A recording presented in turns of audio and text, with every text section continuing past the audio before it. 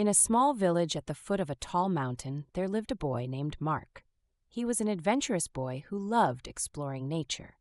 Every day, he would go to the nearby forest, collecting colorful stones and looking for tiny creatures that lived among the trees. But what intrigued him the most was the tall mountain about which he had heard mysterious stories from the village elders. One of them once said, "There's a strange cave in the mountain that glows at night."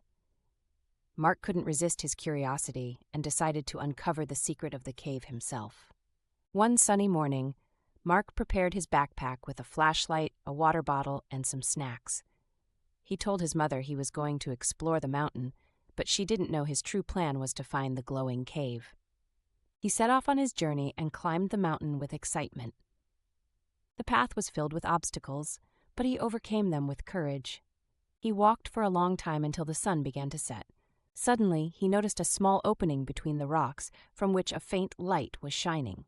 This was what he had been searching for. Mark entered the opening cautiously. The cave was vast and filled with shimmering crystals that reflected beautiful colors. The light seemed to be coming from these crystals, which appeared to pulse with life. As Mark admired the cave's beauty, he noticed something strange. On the walls were ancient drawings that told a story in pictures. Mark moved closer to try to understand the story. The drawings depicted a group of people living in the village below the mountain, carrying crystals as symbols of peace and happiness. But something happened. The crystals stopped glowing when the people stopped sharing joy with one another. At the end of the drawings, there was a symbol of a key, accompanied by a phrase written in a strange language. Mark felt there was a mystery waiting to be solved. As Mark studied the walls, he found a small box next to one of the crystals.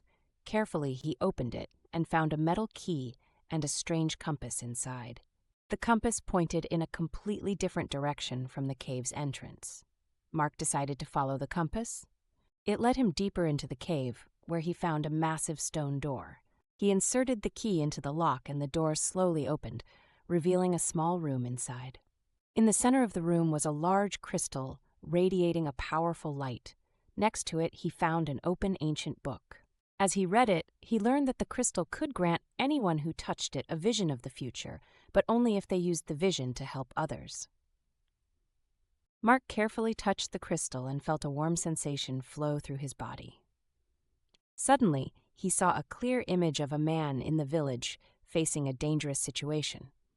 The man was trying to cut down a large tree on the edge of the mountain, but it was about to fall on him. Mark realized he had to act quickly.